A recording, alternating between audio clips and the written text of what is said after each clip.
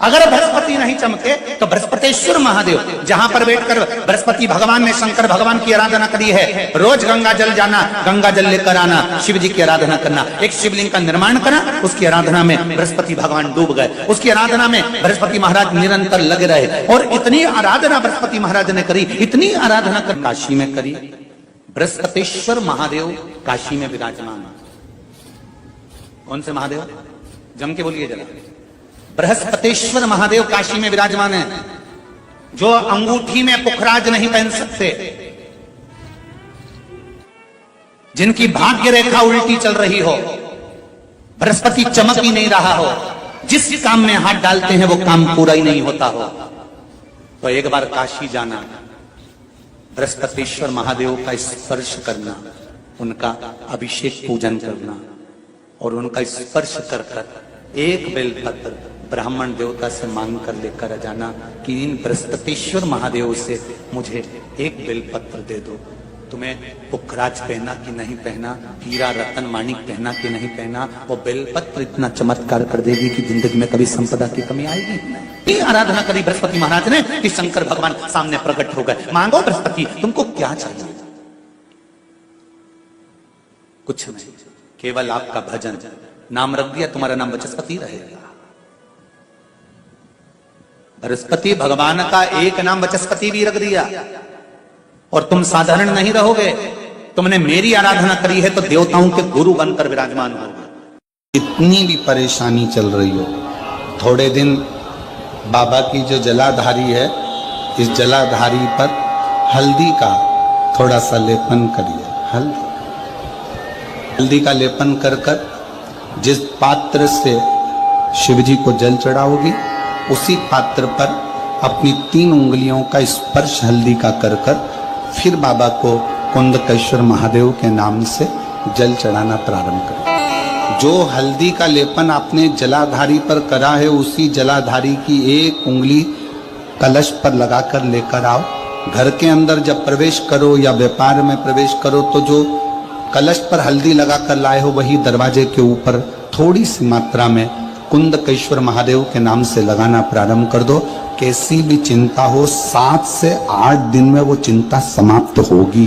पूजा में 2 चीजों का होना बहुत जरूरी है, बहुत ध्यान देना। एक, जब कोई भी विद्वान ब्राह्मण आपके घर में पूजन कराने आते हैं, कोई भी विद्वान ब्राह्मण जब आपके घर में पूजन करते हैं, कोई विद्वान ब्राह्मण जब आपके घर में पूजन करने के लिए आते हैं, पूजन कराते हैं, सबसे पहले दीप प्रज्वलित करते हैं।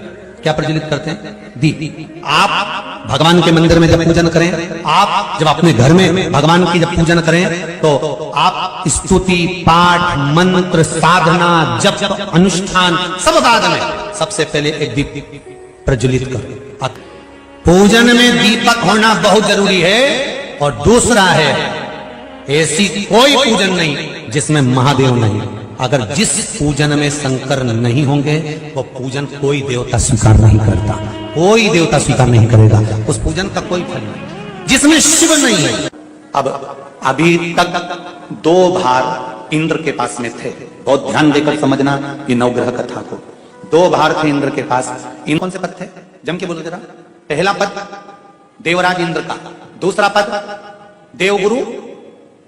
देव गुरु का पद भी इंद्र के पास में था और देवराज का पद भी इंद्र के पास में था। ये 2 पद जब होता है साधारण भाषा में आप ले लीजिए, किसी के पास में अध्यक्ष का पद भी है, किसी के पास में और कहीं का पद भी है, 2-3 पद उसके पास में विराजमान है, तो उसके पास में 2-3 पद अगर विराजमान है तो फिर उससे अगर एक पद ले लिया जाता है तो उसको अहंकार आ जाता है, उसको गुस्सा आ जाता है कि बताओ अभी तक तो मुझे पूछा जा रहा था, अब तुम तो पद पे भी जान दो। जैसे तुम किसी कुर्सी पर बैठे हो, कथा सुन रहे हो और इतने में कोई रिश्तेदार बाहेती जी का आ गया और तुम बढ़िया आराम से बैठे थे, और बैठे बैठे इतने में बाहेती परिवार से कोई आया और उसने तुमको उठाया, प्लीज थोड़ा सा, और तुम्हें उठाकर दूसरी जगह बिठा दिया और उन्होंने अपने वाले को कुर्सी पर बिठा दिया। अब बोलो, जो उठा, जिसको उठाया जाता है उसका भगोने जैसा मुंडा हुआ क्यों नहीं हुआ? अरे बोलो तो। अपन दूर कथा नहीं जाते, कथा अपने ऊपर लेके चलो कि अपन कैसे समझें इस कथा को। बहुत अगर गहन तत्व की कथा सुनेंगे तो समझ में आएगी नहीं। यहां से सुनी, यहां से निकाल दी, बच्ची कुछ दी ऊपर से निकल गई और मालूम पड़े थोड़ी देर बाद माताएं कुर्सी पे बैठी बैठी अब फिर तो अपन को अपने पर लेकर चलो ना, कि जैसे कोई आप कुर्सी पर बैठ गए और इतने में इनके रिश्तेदार कोई आए और आने पर उन्होंने कहा दिया तुम यहाँ से उठो और दूसरी जगह जाके बैठो, इतने में तुमको बुरा लग गया, बुरा लगा, मुंह भगोने जैसा हो गया, गुस्सा आ गया। उसी तरह इंद्र के पास में दो सत्ता थी, एक देवराज इंद्र थे और दूसरे गुरु का पद भी इंद्र के पास में था। देवताओं के गुरु बनकर इंद्र घूम रहे थे, पर अब उल्टा हो गया। शंकर भगवान ने बृहस्पति महाराज को देव गुरु बना दिया। एक मंत्र राजी कैसे होते हैं जी, बोलिए। एक मंत्र ऐसा है, उस मंत्र की प्रबलता में भगवान नारायण राजी हो जाते हैं और पापी से पापी जीव को भी अपना बना लेते हैं। तो लक्ष्मी जी ने मंत्र दिया नारद जी को, ओम नमो भगवते वासुदेवाय। जो मंत्र नारद जी को मिला, नारद जी उस मंत्र में ऐसे डूब गए कि एक बड़ी सुंदर सा बात आती है। हम फिर निवेदन करेंगे कि जिसके शरीर में अगर कोई बहुत बड़ा रोग आ जाता है, कोई बहुत बड़ी बीमारी अगर शरीर में लग जाती है, कोई रोग लग गया, कोई बीमारी लग गई, कोई बहुत बड़ा रोग आ गया, बीमारी आ गई, डॉक्टर को दिखाओ, जांच भी कराओ, हॉस्पिटल भी जाओ और अच्छे से अच्छे डॉक्टर को दिखाओ, पर साथ में एक काम और करो। जब बहुत बड़ी बीमारी लग गई, उसका कोई हल नहीं निकल रहा, कोई रिजल्ट नहीं आ रहा, डॉक्टर की दवाई भी चल रही है, जांचें भी चल रही है, तो साथ में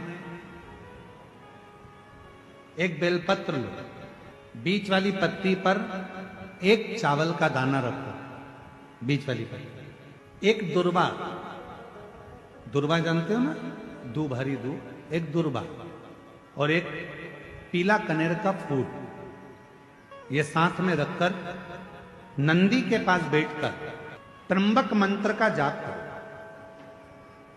और अगर मालूम पड़े कि त्र्यंबक मंत्र नहीं आता है तो पंचाक्षर मंत्र का जाप करो, नमः शिवाय। षडाक्षर मंत्र का जाप करो, ओम नमः शिवाय। और वो भी नहीं ले सकते तो नंदी के पास बैठकर श्री शिवाय नमस्तुभ्यम बोलकर अपने मन का भाव कहकर, बाबा बहुत रोग से ग्रसित हूं, मेरे महाकाल राजा, मेरे बाबा केदारनाथ, मेरे बाबा अमरनाथ, हे मेरे बाबा कृष्णेश्वर नाथ, कृपा करो, रोग से मुक्त करो।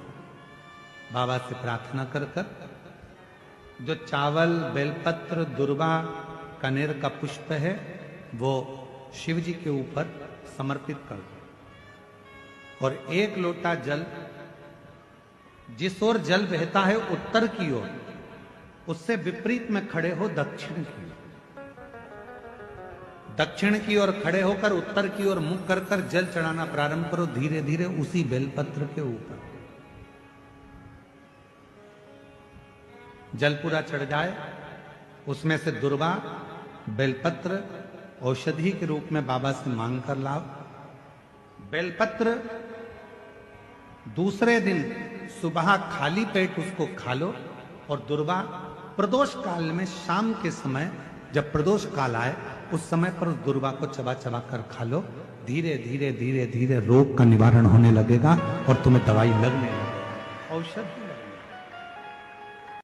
एक निवेदन, कई लोगों के घर में हमने देखा है कि घर में जो शंकर भगवान का शिवलिंग होता है तो घर में लोग इतनी बड़ी प्लेट भर लेते हैं, प्लेट में पानी में ही भगवान शंकर को दिन भर उसी में डूबा रख देते हैं, उसी के अंदर पानी टपकता रहता है और भगवान उसी के अंदर गीले की गीले ही रखे रहते हैं, हमेशा गीले की गीले ही रहते हैं। वो बस पानी में डूबे की डूबे। ऐसी प्लेट कर ली, प्लेट के अंदर शंकर जी धर दिया, ऊपर से हंडा धर दिया, पानी टपकता रहा और शंकर भगवान की प्लेट में पानी भरा गया और भगवान उस पानी में गीले की गीले। शिव महापुराण की कथा कहती है, मंदिर की बात दूसरी है, घर की बात दूसरी है। घर में शंकर जी का स्नान, अभिषेक, पूजन करने के बाद शंकर जी को एक अच्छे सूखे वस्त्र से पोंछकर एक अच्छे स्थान पर उनको रखकर बेलपत्र का श्रृंगार कर दीजिए या पुष्प का श्रृंगार कर दीजिए। दोनों नहीं हो तो एक चावल का दाना शंकर जी के शिवलिंग पर रख दीजिए, शंकर भगवान उससे प्रसन्न होंगे। और कोई तुमसे कहे मंदिर में भगवान को 24 घंटे अगर उसके पानी के अंदर गीला कर कर रख दो, भगवान को उसके अंदर रख दो, प्लेट में भर कर रख दो, पानी में डुबो कर रख दो, नहीं। भगवान शंकर की श्रेष्ठता, आप हृदय से एक बार स्नान कराकर उनको ले जाकर सूखे स्थान पर रख दो, प्लेट में रख दो, कोई वस्तु में रख दो, कोई स्थान पर रख दो, और बन सके एक बेलपत्र नहीं है, पुष्प नहीं है, चावल का दाना भी नहीं है, पीला चंदन, लाल चंदन या सफेद चंदन बाबा को समर्पित करो।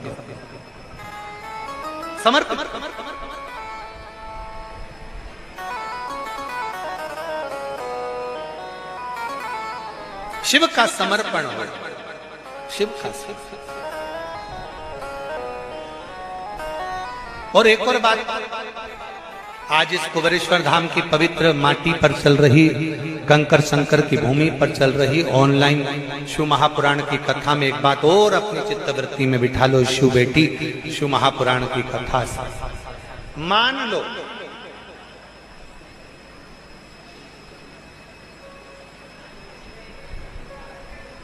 शरीर के किसी भी अंग में अगर गांठ हो गई, बहुत बड़ा रोग हो गया,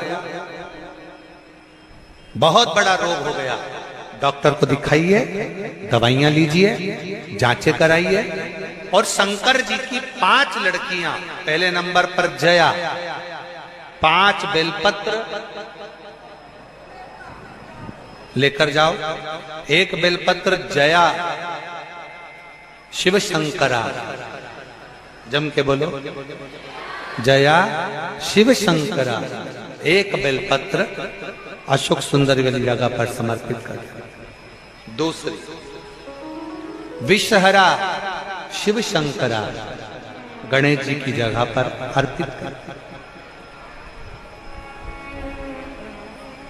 श्यामली बारी शिव शंकरा, कार्तिकेय की जगह पर समर्पित कर।